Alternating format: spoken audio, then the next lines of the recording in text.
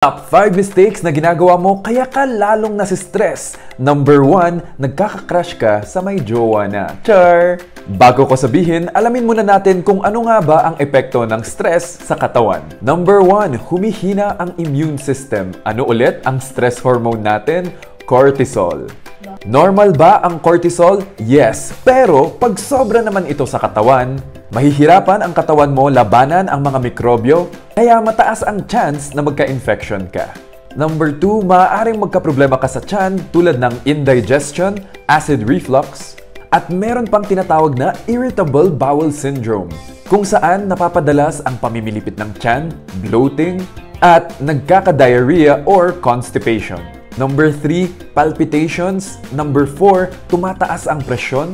Number 5, sumasakit ang likod, batok at ulo. Stress is a normal part of life. Wala namang tao na hindi nasi-stress. Kahit gaano pa kayaman o ka-successful yung taong yan, stress is still a part of their life. It affects everyone. Pero may mga ilang bad habits kasi tayo na nagpapalala ng stress natin.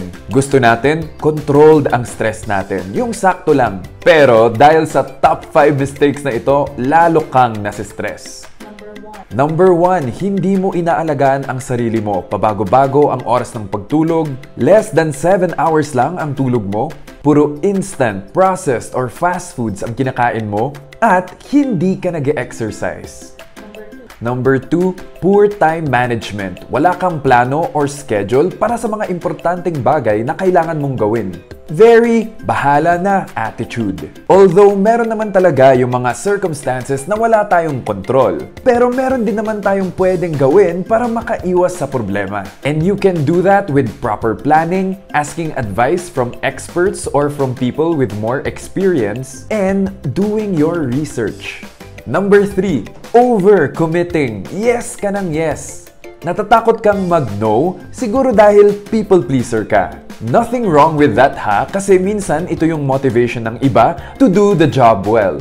Pero you have to remember to say yes to yourself first. Number 4, poor financial management. Alam nyo na to. Never live beyond your means. Halimbawa, 1K ang sinasahod mo per day. Huwag ka namang gumastos ng 3K sa isang araw. Unless, pinag-ipunan mo talaga. Number 5, negative self-talk.